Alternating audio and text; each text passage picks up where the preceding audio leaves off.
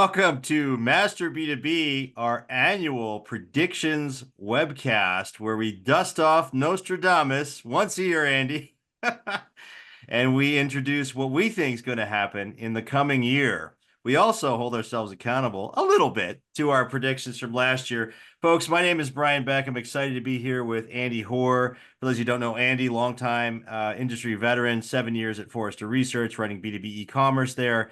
A CEO of Paradigm B2B, where he does all kinds of analytics work and analysis for the industry in B2B, and just a longtime veteran. Andy, awesome to be here with you again for predictions. Exciting time. Yeah, welcome. Good to be here as well. So, welcome to you. Well, thank you, By the Andy. way, do you know how much younger we looked in those I know, visuals right? That was earlier? only I was 4 years like, ago, man. what the hell happened to us? Um, Anywho, so yeah, for those of you who don't know Brian, Brian's my partner in the Thought Leadership Series. Brian has been a systems integrator. He's been a practitioner. He ran B2B e-commerce for Harbor Freight Tools, also for PacSun. So he's done B2B and B2C. He's also the author of a book called Billion Dollar B2B E-commerce.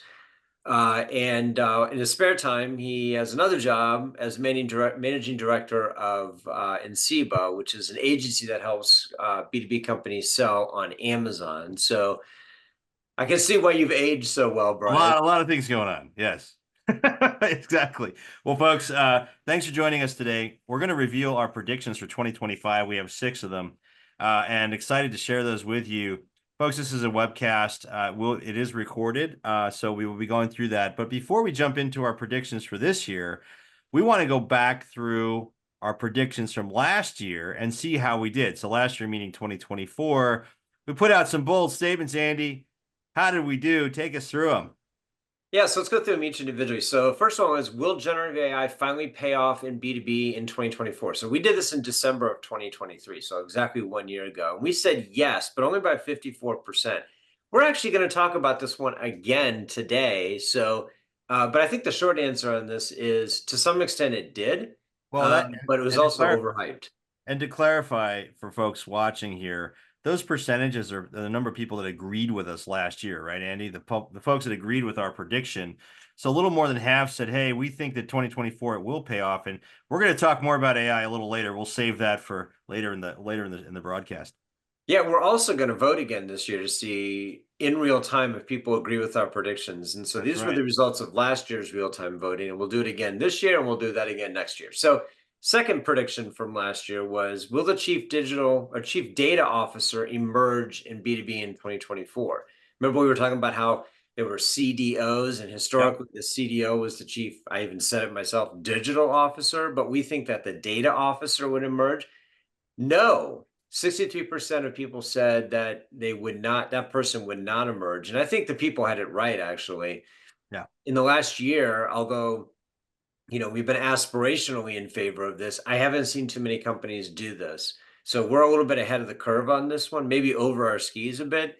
But this does need to emerge. It just didn't, as the people voted in 2024. Number 3, one that's near and dear to your heart, is, will Amazon Business begin to steal the B2B mid-market in 2024? Overwhelmingly, people No, said yes, no 93%. question. So Yes. did it, Brian? Absolutely, no question. I mean, over 50 billion in revenue is what I see as the estimates for this year.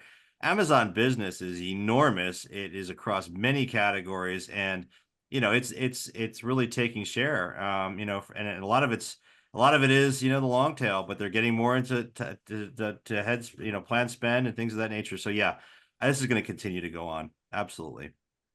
So one of the terms that's been around for a while is headless. And so we said last year that we thought pure headless would be replaced by the word composable in B2B in 2024. And 67% of the people on last year's broadcast agree with us. I think everybody was right on this one. You don't hear headless at all anymore, actually. You do hear composable and hear from everybody. So that one I think we got right. 2 more. Will B2B companies see the ROI of digital as omni-channel, or mostly still online only? So a yes answer said that people would see ROI as mostly omni-channel. Yep. Last year, people to 75% agreed that they would see the ROI of digital as more omni-channel versus online only. I don't know about this one. We're going to talk about this one as well in another forum here today. I still see companies personally that are not bringing the channels Yeah. together. Yeah. But No, we'll talk about that here in about 15, 20 minutes. And the last one is, will hiring challenges ease in B2B in 2024? And this by a very narrow majority was no, and that people will still struggle to hire. That's probably still true, although I think the labor market has softened a bit. yep. So I would probably flip that myself and say it has gotten easier to hire people in B2B in 2024, but this was close no matter what. Yeah, I think it's still a challenge. So I think I think our prediction holds true. All right, so those are our predictions from last year, folks. We need to get into our predictions for 2025. So let's go ahead and talk about what prediction number one is. Can we roll our Nostradamus? Where is he? Let's go to prediction one. Prediction one. I still love that stinger, man. That is so fun. Okay. Prediction one has to do with exactly what we were just talking about, which is hiring and really about entry level roles. So, our first prediction for next year is that entry level roles will morph into apprenticeships. Interesting. Now, this came out of some of the conversations we had this year with practitioners and some of the research and some of the other things we did related to hiring and how successful or unsuccessful companies have been related to hiring entry level employees. In fact, if we go to the next slide, one of the questions is how many of the recent college grads that you've hired this year have been successful at the company. This is from intelligent.com. And look at this, Andy. Only some, right? Or a few. The majority did not say all, right? So we've got an issue where people are hiring out of college and they're not finding success. In fact, 6 in 10 firms, if you go to the next slide, 6 in 10 firms have had to fire a recent college graduate this year. 60%.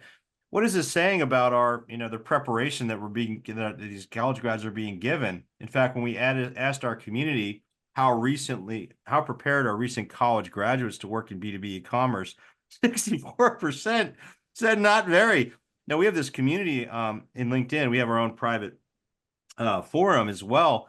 But when we polled our community on LinkedIn, which is tens of thousands, this is what they said. And my goodness, we've got, and a lot of those folks are hiring managers and executives.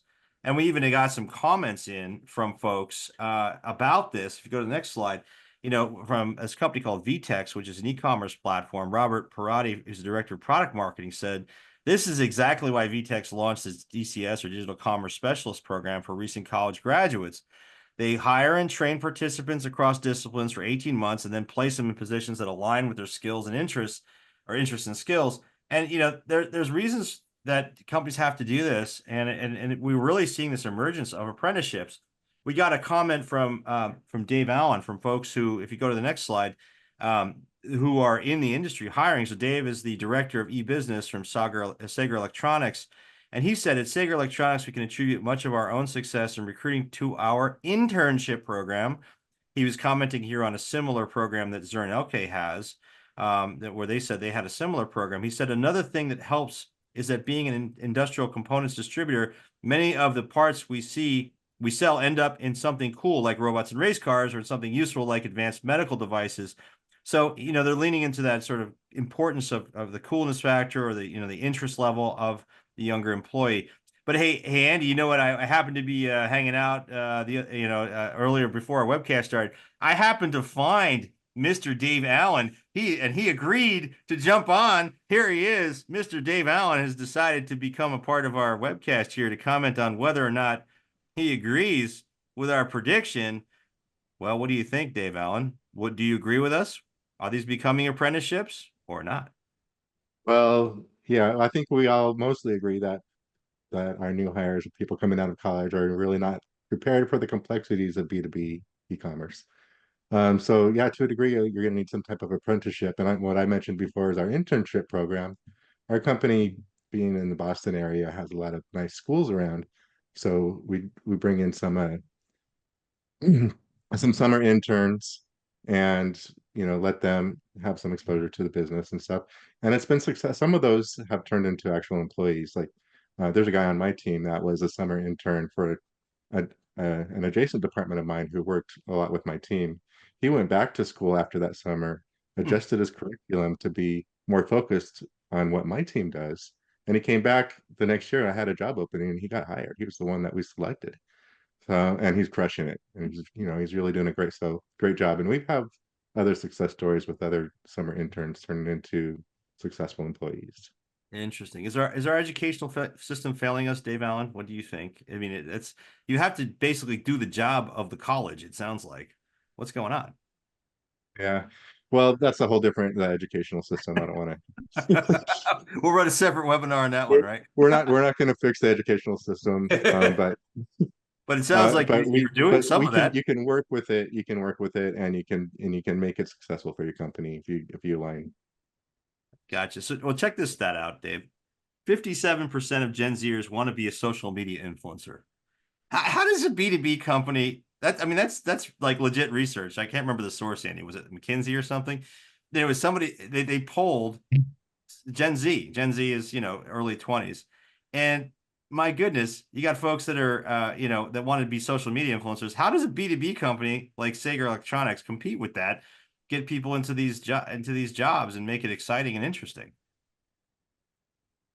We don't have any media or social media influencer jobs in our company, but so we don't. I don't know. We don't compete with that. If they want to be a social media, if not everyone can be not that many people can be social media influencers, right? I guess so some of them can be small niche influencers, but you only hear a handful of the big social media influencers. When I was in my 20s, I wanted to be a rock star. That didn't work out. So I guess some of that maybe is hope. 20s, Brian? Oh, don't people up. do that when they're in their teens? You were in your 20s then doing that? Yeah, I mean, in my teens too. Come on. I got a comment here from Samer Shaheda. Thank you, Samer. He says, you see those internship apprenticeships are mostly focused on sales, marketing, sales ops, IT, but not as much on digital commerce. That's what Samer just said. Thank you, Samer, for your comment. Dave, any thoughts on that? I mean, the internship you designed for these folks, it sounded like it was on digital commerce, wasn't it? Or was it more marketing? We do have marketing. We have digital commerce internships. The example I had before was a guy in a different department doing an internship, more related to product and supplier management.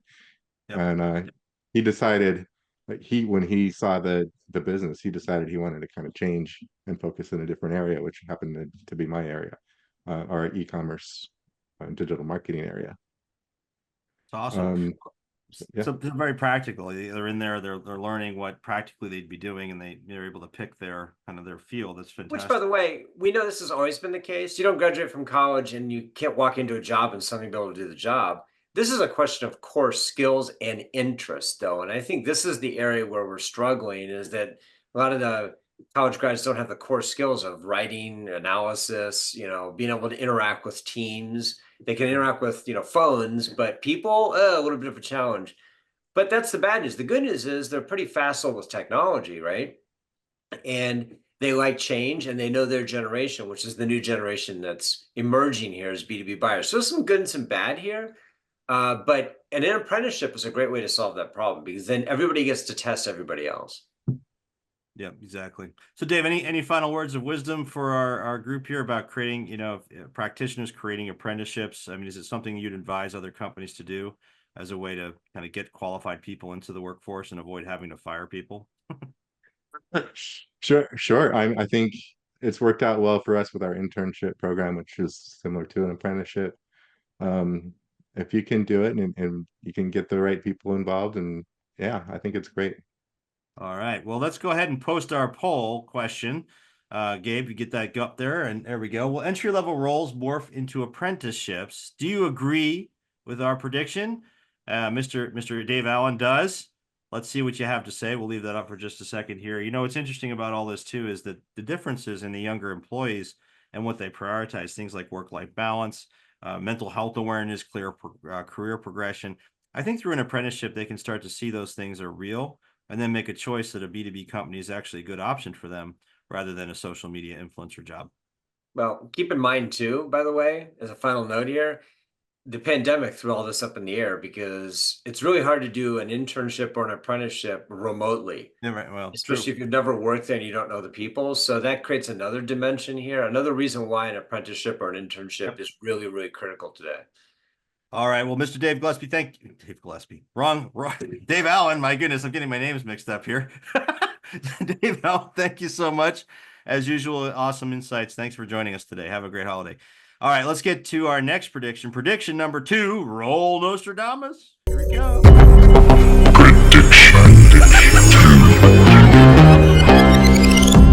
right, this one has to do with customer experience and whether it is owned, not owned. It's a hot potato in a carb-free world. Yes. Andy, you want to take this one?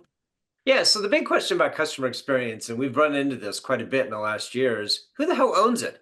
So, maybe a good way to start is to define what customer experience is. And by the way, this is not going to be a great definition, but it is a definition on the next slide. So you can see that basically customer experience is how customers perceive their interactions with the brand or company at different stages of the customer journey and in various touch points. I thought that was a pretty good one because it's fairly broad in terms of it argues that you're going to find people everywhere.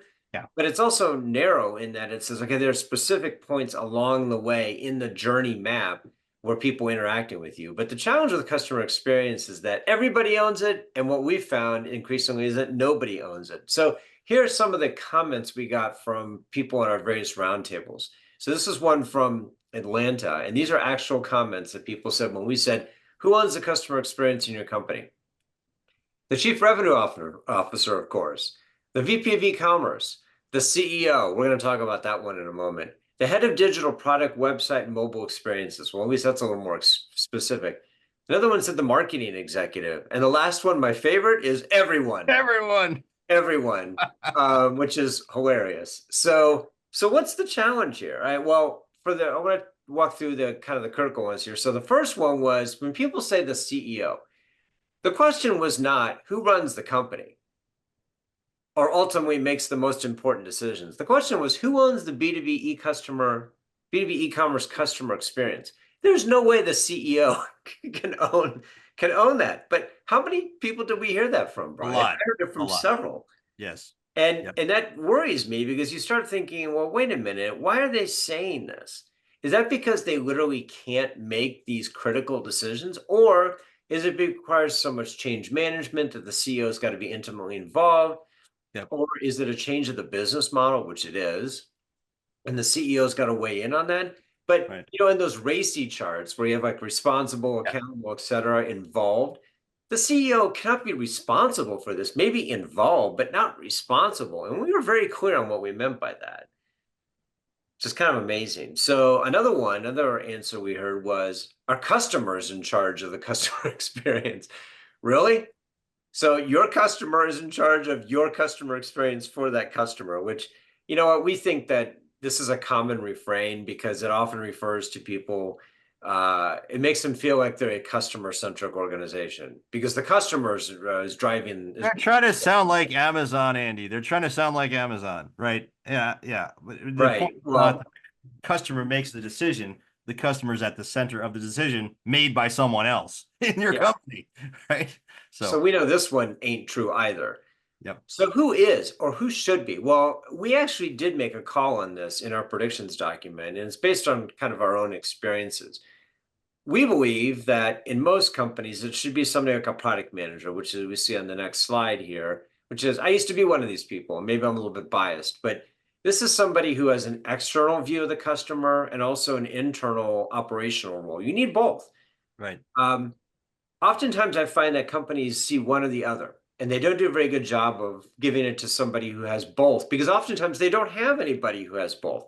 Right. But more important of the two is you've got to have an external focus. You have to represent the voice of the customer. We all know famously that Amazon has a chair at every discussion, and it says customer on it, and it's unoccupied.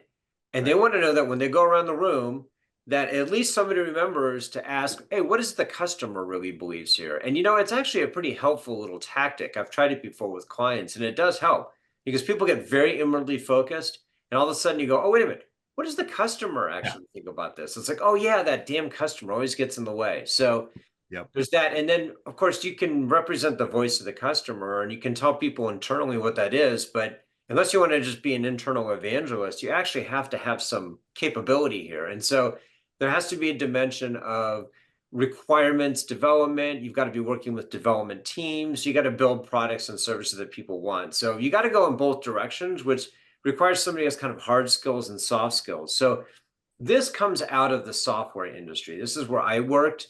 This is where I developed this. I was actually this person. I saw the value in having somebody who could see in both directions.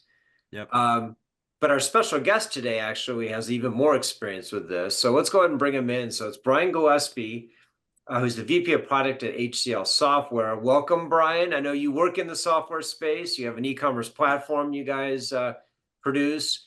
So we'll just ask you very quickly. You can agree or disagree, but what do you think about this whole argument about who owns the customer? Who is it in the companies where you've worked? Yeah. So by the way, thanks for having me. I 100% agree that the shift has been predominant in the last couple of years. Years ago, it used to be IT.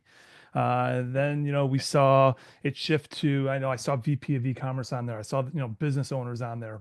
And what I'm seeing now is the decision has to be taken, and you have to take multiple facets into consideration when making a decision on that experience. And by the way, I want to be very clear, in B2B, it's both the end consumer experience as well as the business experience, right? Especially, we'll get into the topic maybe a little bit later. Another topic is, how your business users leveraging the solution. 100% agree with you. What I'm seeing now is you have to have a center of excellence, or have a specific person that owns and can consolidate all of those requirements or those suggestions or those ideas, right? If you listen just to the customer, in my opinion, it's very reactive. This is how I bought it over here. Brian, to your point, I want to just do what Amazon does. It's not taken into consideration, how are you going to differentiate yourself? How are you going to beat Amazon? How are you going to leapfrog your competition? So you got to shy away from the customer, but you got to also listen to them while taking into consideration some of the elements of the differentiation portion of that. But so I agree with your prediction. I think you're going to start seeing a single person or a center of excellence that comes around experience. So before you ask next question, Andy, and hold that, let's actually post the poll so we can ask people while we're interviewing here.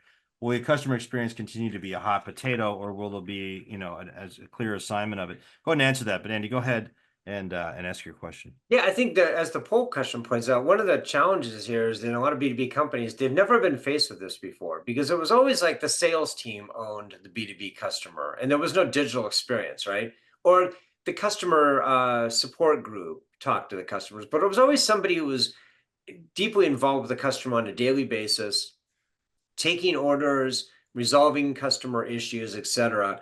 Then all of a sudden the website comes along and they're like, "Ooh, wait a minute. The salespeople can't really run the website, nor should they. The CSRs, they don't really have anything. So who does own this now? And we're going to take it away from the sales team and away from the customer service reps."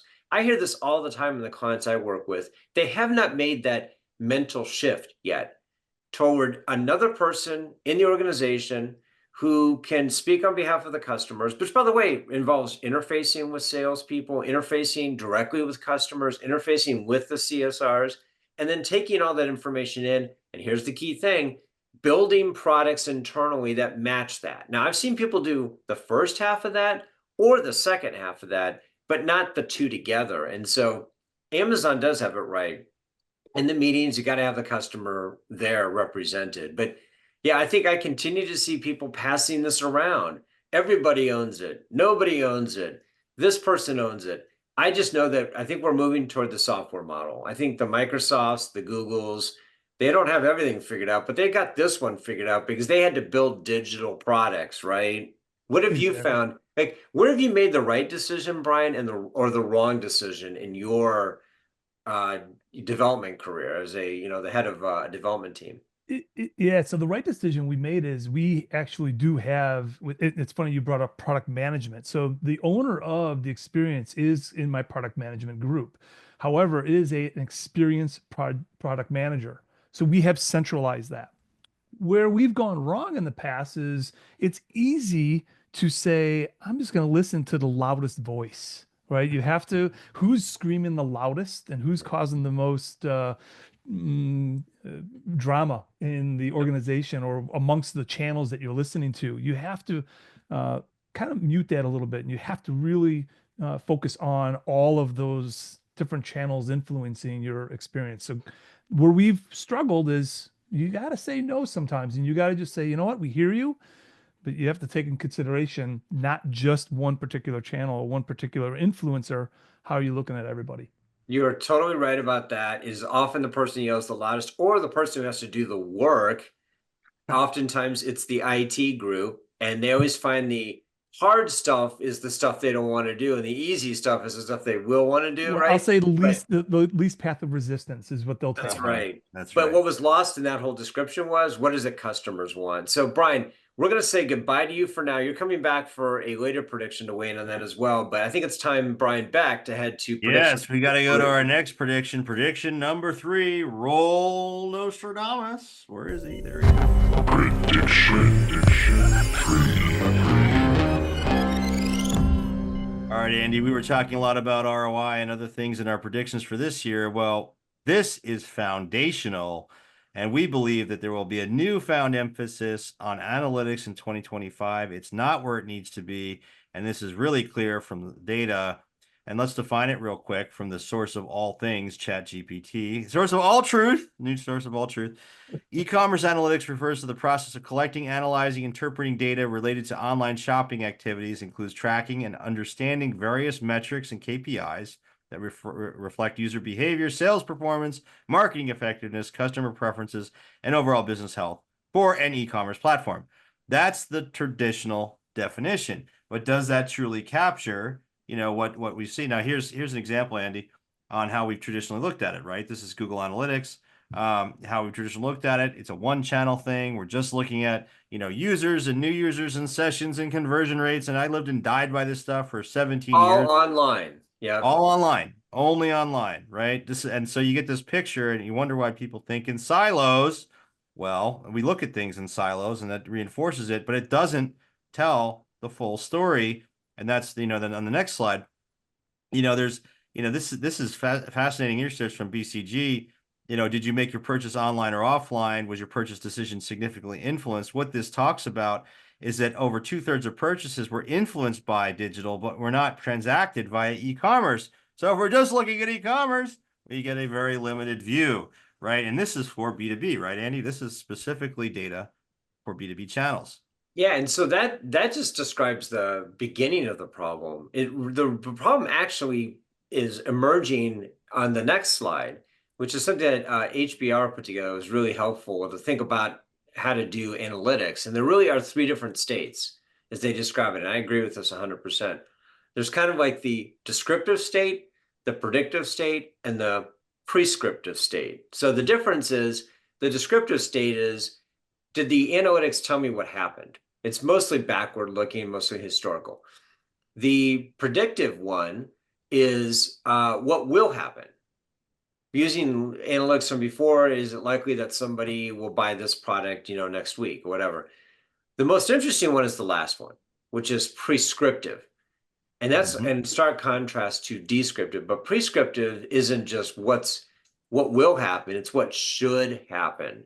And do companies have the ability to decide, well, this person will buy this product next week, but why don't we actually sell them, cross-sell them, or upsell them into a different product that gives us more margin and actually will give them a better experience? So this is what analytics is intended to do. It's not there just to describe the world as it is. It's really there to prescribe new insights and new, more profit maximizing behavior. But you need data to do that, and a lot of companies don't have that. Plus, that misalignment, which you see on the next slide, is companies that don't have this in order. The ones that do perform much better. And this is also from HBR. You can see companies that have better alignment between their actions and their insights performed an order of magnitude better than those that don't. And so there's a real cost to not getting this right, but you got to start with capturing data.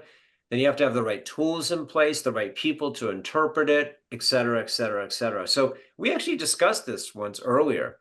on a Friday 15, and we actually did a poll about this, and we said, hey, does your analytics dashboard give you too much, not enough, or just the right amount of information to make these actionable decisions? And overwhelmingly, the number one answer was not enough information. Not too much, not too little, or the right amount. Or I'm sorry, not too much or the right amount. The majority answer, 56%, said not enough information. Now, I'm not sure I believe this, because I don't think the issue is having too little information. Maybe you don't have all the right information. That's possible. Right. But there isn't a dearth of information out there. There's a dearth of insights. And that requires all those things I just mentioned about having people and processes and technologies in place to interpret. Well, what jumps out at me about this poll we did, and yes, we talked about this during the year, and this is the reason we made this a prediction, guys, is because ultimately, this is a foundational item that needs to be addressed in order to take advantage of your opportunity in digital, period, no matter where the sales are materialized. 22% is here to this question said the only 22% said they have the right amount of information. So, that's speaking to sort of a, hey, maybe I have too much, maybe I have too little, but I don't know what to do with it. And I dealt with this in my career as an e-commerce executive, as a VP of e-commerce, Andy. It was often, oftentimes I'd find myself with so much information. How do I draw inferences out of it? How do I take action on it? And so let's go ahead and pull up our poll question, Gabe, and ask our audience if they agree with us. We think there's going to be a refocus on analytics this year. And it's not just us making this up. I mean, we heard this consistently in our roundtables. We were at 10 cities across the United States in the last few months, talking to people. We polled them about their priorities for this year, and one of the top ones was this: analytics, and then drawing insights. It was consistently the number one response. Right. And then we'd ask, what do you mean by that? And it would kind of descend into a discussion about insights. That's really what it is. I'm looking to learn from customer behavior to make better decisions in the future. Analytics and reporting kind of is the catch-all category for that. The reason why we think this one's going to turn a bit of a corner is because of AI, Gen AI. And the reality is, now that you've got all this information in the system, first of all, it was getting the information in there, and then it was interpreting it, like you pointed out. You said you didn't have time, maybe you didn't have the expertise, whatever. But now you can run a lot of the stuff through AI and just say, you tell me what the insight should be. So that's one of the benefits of all the focus on AI in the last couple of years, despite a lot of it being overhyped. Many companies incorporated AI into the insights generation portion of their capabilities. So they would say, hey, here are the results. But by the way, do you want us to interpret those for you and make some decisions? Yes, yes. And now we're starting to see this emerge. Yep. Okay. Well, speaking of AI, we should move to our next prediction, which has to do with AI. Number 4. Let's go ahead and roll Nostradamus. Where's our friend? There he is.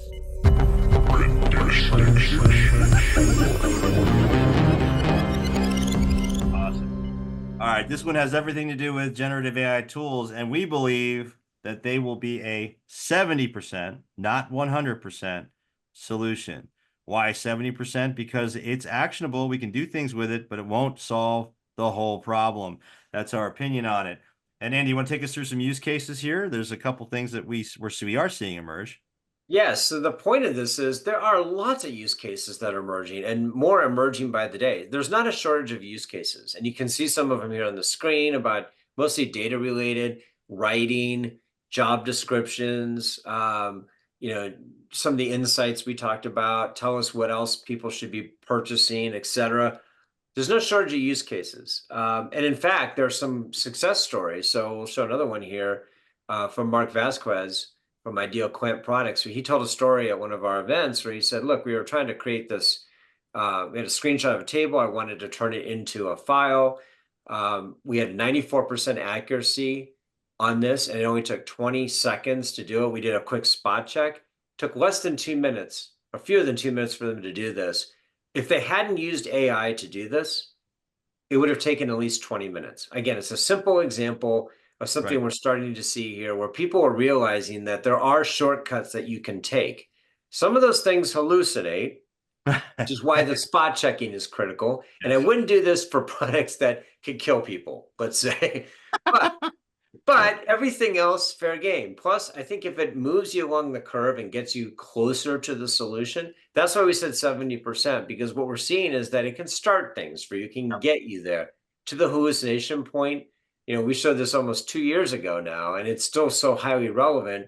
This is from Tim Lavender at Beacon Building Products, who said he asked ChatGPT to come up with a realistic image of a charcoal architectural shingle. And for those of you who can see this, the real thing looks like your standard roof. The other one looked like something from Harry Potter. I mean, it just doesn't look real. But that's what it hallucinated. That's what it imagined. So you got to be careful about these things. But I'll bet even now, if we looked at this now, I'll bet they've found a solution for that. But it does create, but it does create this problem, which is the one big detraction associated with AI, and is the trust issue. And we've seen this in our research. On screen, we're showing a McKinsey report about this, and that what is the number one risk associated with AI? It's inaccuracy, just like we saw with the roof tiles there. And it's 56% of people are saying, we love this thing, but we're worried about the inaccuracy. So there is a trust factor that needs to be brought in, which is why it won't ever be 100% solution. Yeah. Arguably, though, it could get a lot closer to that as it gets better and better and better. There's also the issue of not everybody's admitting they're using AI. And so the challenge here is, has it gotten the acceptance it needs? And if people are hiding things, that's usually not a good indication of whether it's going to be successful. This is a study by Slack. We talked about this on our recent Friday 15. 99% of B2B executives plan to invest in AI. Okay. But nearly 50% of employees are uncomfortable admitting AI use due to fears of being perceived as lazy, incompetent, etc. Yeah. And so this is something we're going to have to overcome. Does it make you appear to be lazy, or does it make you more efficient? I mean, we talked about on the Friday 15 about, but that's the way it went with accountants and calculators, right? At first, the old school guys are like, well, using a calculator, you're cheating. I think it's the same thing now. People are using AI to do their jobs. In some cases, I think their bosses think that they did the work. In other cases, their bosses should say, I don't care if you did the work. If it's right, it's good, and it works, and you can get more done. Hey, it's all about productivity, right? Yep. Well, it's interesting because people, they have to share. This is a process issue, change management issue, where if people are doing things with well-intention for the better of the organization, they need to be able to communicate that up. And that's a failure of the structure of the organization, I think. But it'll catch up, Andy. I believe it'll catch up. Well, and to that point, on the next slide, we see why it's inevitable. And it's because Gen Zers are using this stuff constantly. In fact, we saw this, I had to laugh. Young people are using Gen AI to overcome issues like, quote unquote, task paralysis. So that is, hey, I need you to go do something. And they go, ooh, I don't know what he means or she means by that. So let me go ask ChatGPT what I'm supposed to do. And we joked on the broadcast, otherwise known as thinking. But they're starting all their projects by going to ChatGPT like it's their personal consultant. I was on the phone yesterday, Andy, with somebody that said, this is really funny. They said they were screen sharing, right, with someone who was talking to them about a solution. And the person, they didn't realize they were still screen sharing, the person they were talking to. He asked a question of her, and he saw her go on ChatGPT and type his question into ChatGPT to get the answer. Isn't that funny? So yeah, right, there you go. There's task paralysis for you. I've seen videos of people using ChatGPT to do interviews, like remote interviews. Like they have it right in front of them, and somebody asks them a question like, hey, so what's your strategy for the company? It's like they're typing, and it's like, that's a good question. Typing. I think what I would do is it'd be a three-pronged strategy. And start reading what ChatGPT just returned in real time. So I don't know. We'll have to see how this all works out. But there are some legit technologies, though, that younger generations are embracing that are AI driven that I think will revolutionize significant parts of how we work. And one is customer service. And so this is something we talked about before. It's called Hume. There are many of these now. It's an AI-driven chatbot that actually feels empathy and understands when you're excited or upset. We've used this before, and this is getting better and better and better. And you can just draw a line between 2 points and say, oh, I see where this is going. where first level customer service will be driven by a lot of this. You won't talk to a human until it's an escalation. You'll talk to one of these chatbots, and not today's chatbots, but chatbots that really sound like humans and really understand you and don't have to go look something up, you know, like we often get. This is real. This is happening. Again, you got to make sure they don't hallucinate, though. So, which is why it won't be 100% solution. But imagine, and I'm not for eliminating jobs, despite we always joke with me about, you know, death of a B2B salesman. But I predict in that report that inside sales and also what's one we're talking about here in a moment, and also CSRs were going to be displaced by this new technology. Yep. Well, we ran a poll, and we asked folks also when it comes to solving the data problem, which one of the biggest problems in e-commerce, you know, is AI ready for prime time? And 60% felt like it, you know, it was ready to be used today. So folks, we think that AI is going to be a 70% solution next year. Why don't we pop the poll question, ask the audience? You know, it's interesting. Brian Gillespie, one of our special guests here, posted something. Was talking to us a little bit about something that's really interesting. AI writes 25% of the code at Google, Andy. So, you know, it's and Peter Koren, who's going to be another guest of ours, joked, "Hey, AI writing code for Google gives Googlers more time at the cafeteria for their famous chef-created lunches." Love that. I think you know, but seriously, I heard one, and again, this is anecdotal evidence, but you know, one of the practitioners I talked to at B2B Online just last month said, "Hey, you know, I went from 4 coders to 1, right? And now that coder, what they do is basically check the quality of the code that's being produced by AI." So there are real solutions here, you know, that are occurring in the market that make people more efficient. And to your earlier points, Andy, a new job, Brendan Cameron. Thank you, Brendan, for your comment here. 2025 will open up the new job role of the prompt engineer. I agree with that. That prediction. You're making predictions on our predictions. I love it, Brendan. Thank you. So yeah, I think the prompt engineer will certainly be an emerging role. And if my son, as he's going into high school and college, you know, a good career for him might be that, right? Any thoughts?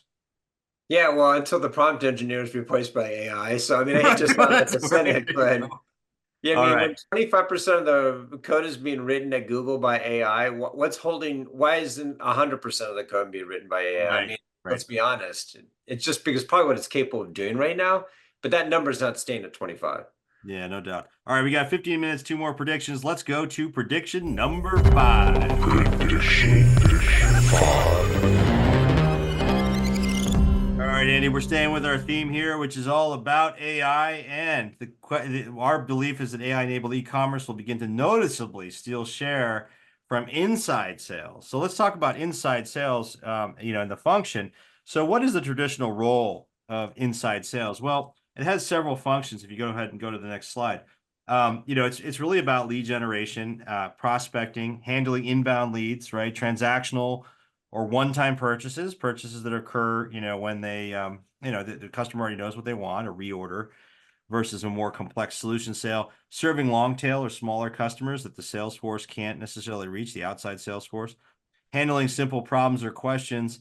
All these things feel like items that AI can potentially handle.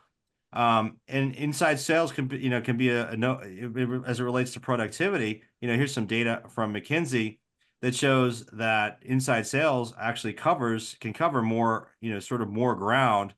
And so this, when we think about how AI can also be used in some of these scenarios, Andy, you know, it's empowering e-commerce to take some of these traditional roles. You know, inside sales, you know, this again, replace inside sales with AI-enabled e-commerce. And for example, 80% of accounts reached. Inside sales can touch 80% of accounts and 50% of revenue. Well, why can't e-commerce do that, right? And so, you know, field to inside sales, this is kind of this model kind of implies, heck, some of these roles can be well replaced. So anyway, your thoughts?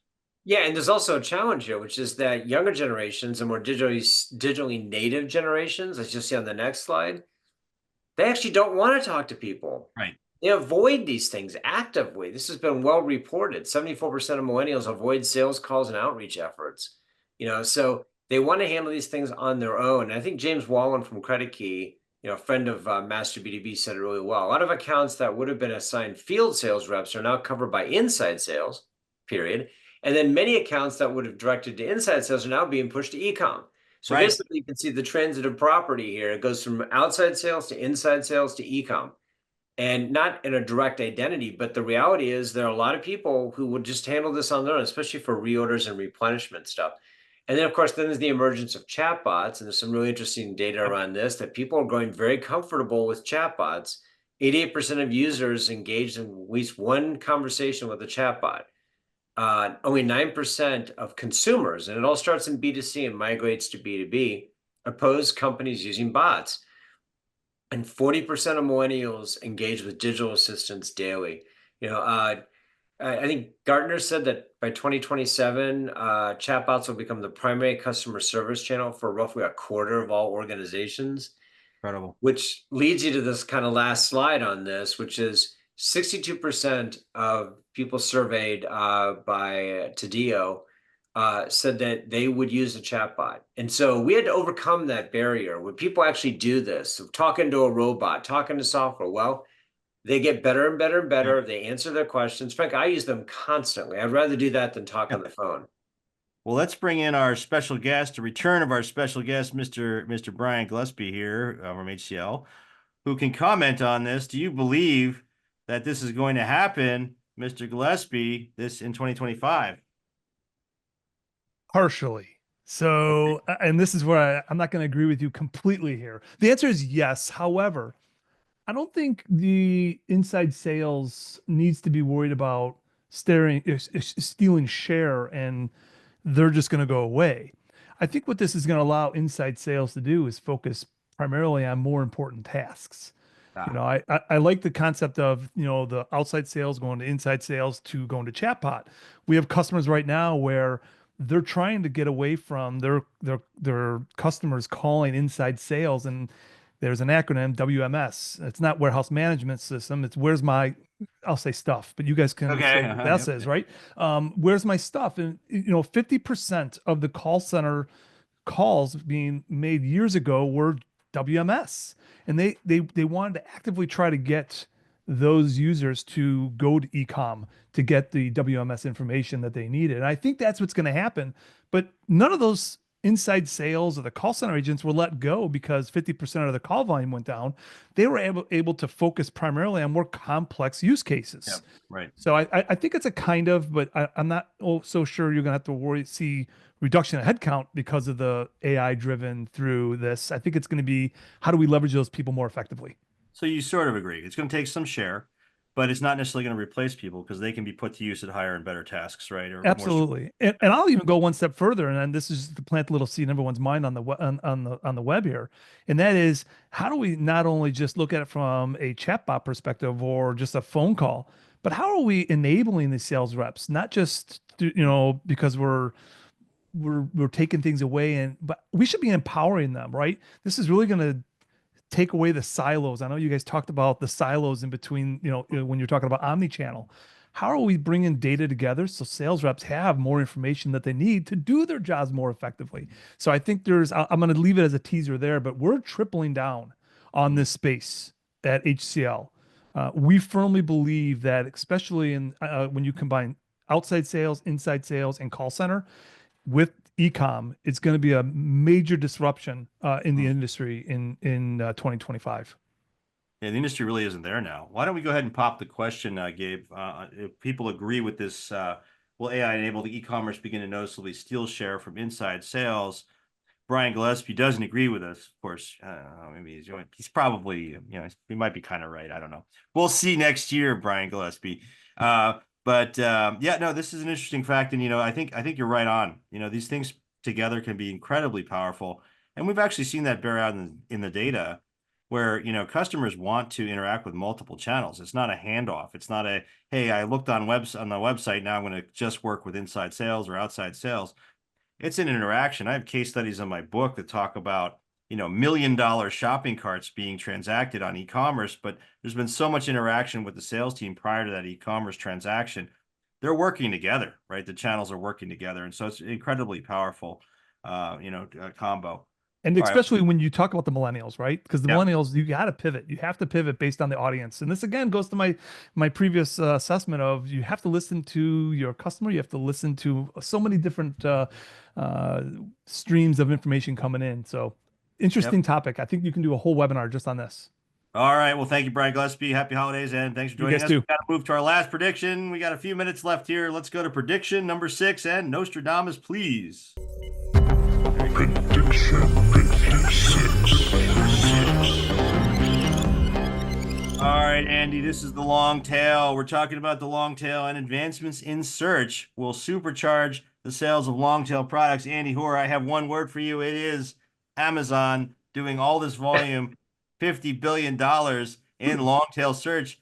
That's where they're getting most of their revenue today. What is the long tail, Andy? You want to define it for us? Yeah, we'll just do this quickly and get our special guest in here. But, there's the Pareto principle, right? 80-20, that 80% of your business comes from 20% of your customers. Well, there's an argument too that 80% of your volume, your revenue comes from 20% of your SKUs. Some are even more pronounced. It's like 90% and 10%. Well, the question is, if it's like 80-20, 80% of your revenue comes from 20% of your SKUs, what are the other 80% of your SKUs doing?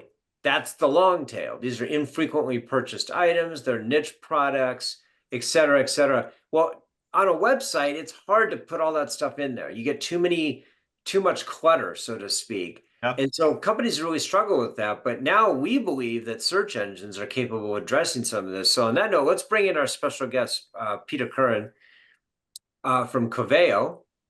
Peter also spent a lot of time at LucidWorks, and so he's pretty steeped in the search space. So Peter, tell us, how are search companies dealing with and helping companies deal with the long tail product problem? Yeah. So a lot of B2B distribution is already all about the long tail in particular, because for the most part in that sort of segment of B2B, people are searching by SKUs. And so when you search for a SKU, you're asking for a very particular product. But try to think about any other part of your life where you ask for something with a number. I need a 1, 2, 3, 4, 5, 6 ABC. Like that is not a normal human behavior. We've taught people to act like that because software couldn't deal with a normal question from a human. So, I mean, I think you're right. Search advancements, understanding what people are talking about, even when they're talking about complicated B2B, type products, they may be using specifications and codes and special industry language that's unique to that industry. Search being able to understand that and give a natural set of results is absolutely going to expose the long tail. And companies who adopt search platforms that support semantic search are going to take advantage of that. And those who don't, won't. They'll continue to require their customers to search like a robot. So why don't we, Brian, while we're talking to Peter, let's pop up the poll question. Oh, yeah. Pop the poll. And let's ask this. So the question is, will advancements in search supercharge sales of long tail products? Yes or no?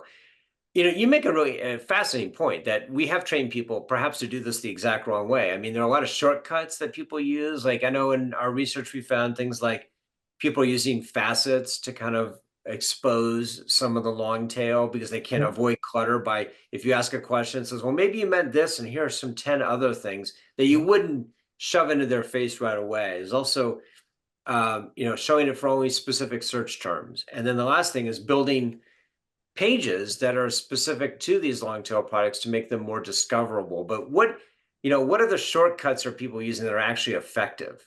Yeah, so facets are a great sort of in between. If you can't support a really good semantic query, but you can support a basic query and then let people use facets as kind of your search concierge to get you where you want to go, that's a decent kind of well understood solution. But I love the point about long tail landing pages. I mean, being able to use, and this is kind of what we do at Coveo, we use generative AI agents to act as humans and look at long tail landing page opportunities and then identify products that should go onto those pages and then use sort of different prompted AI agents, agents that are prompted to be critical and skeptical, to look at those and say, hey, I don't think that is actually, left-handed thermocouple, or I don't know, some nonsense, right thing. And that doesn't really belong on that page. So kind of using agents to make those kinds of decisions, build out pages that are specific to long tail interest, definitely, I think, a trend you're going to see next year.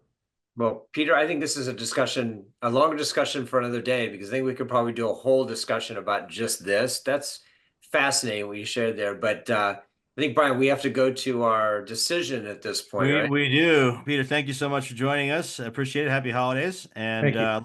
let's go ahead and move on. Well, it's not the decision, Andy. It's whether people agree. Oh, So, that's right. yes, we're going to see. Yep, It's still a decision, though. It's a decision by us. Okay, we said it. You said it. We made it. It's a decision. That was pretty emphatic. Okay, fine. It's a decision.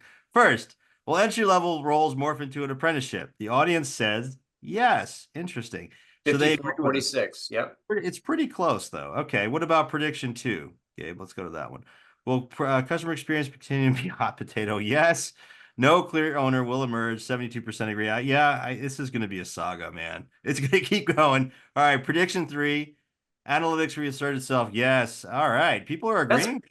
Pretty overwhelming. I like that. I think people are becoming kind of convinced that analytics is an opportunity. Yep. Huge. What about prediction 4? Will Gen AI get B2B execs 70% of the way to solving a problem? No. Interesting. They don't agree with us. Interesting. Maybe people are, it's kind of that hype cycle we talk about in the report, Andy, right? Maybe people are kind of like sick of it. Like, I don't want to hear about AI. I think we got it backwards, though. It was overhyped before, and I think it's being underhyped now. My personal. Yeah, that could be what's happening. Interesting. Okay. Well, we'll see how the year plays out. Prediction 5. Will AI-enabled e-commerce begin to noticeably still share? Interesting. 53% says yes. Okay, so it's pretty close. Okay. All right. And our last prediction, advancements in search, supercharged long tail. Yes. Yeah, I think this is a real thing. It's a real opportunity. Extended assortment on websites and being able to bring more value and more share of wallet, win more share of wallet. It's a key thing. All right, folks, we got a couple quick announcements. We had a great and long and involved session today. Appreciate you all joining and sticking with us. We want to remind you that we have our forum, which is an practitioner only online community. It's like a mini LinkedIn just for practitioners. We've got hundreds of people in there, conversations happening every day about things like we just talked about, solutions and other things, and people looking for advice from their peers. Encourage you to join. Free for practitioners. Go to our website, Master B2B, click on forum, and you can submit an application. We've also released our roundtable locations. Here they are in calendar order, Andy, so that people can understand sequentially through the calendar where they fall, starting in Atlanta, Los Angeles, and Dallas. Those are now up on our website. We're taking registrations. They're in yellow. Atlanta's almost full. Unbelievable. It's 3 months away. Dallas, Los Angeles, Denver, NYC, Cincinnati, Charlotte, Cleveland, and St. Louis.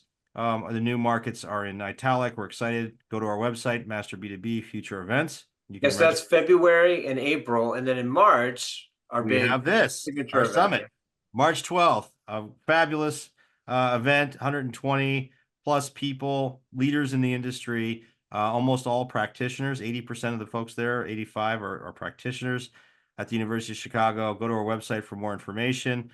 You can sign up there, submit an application to join us. We are more than half full already. And then finally, folks, we do a weekly Friday 15 on LinkedIn Live, and we put that into a podcast format. It's available on Spotify, Google, Apple, or on our website. You can come in and listen. We attempt to do 15 minutes talking about issues like we talked about today. Always goes to 20. Anyway, folks, we're out of time. Andy Hoare, great session today. A lot of fun, a lot of good content. Hope you all enjoyed it. Thanks. Later.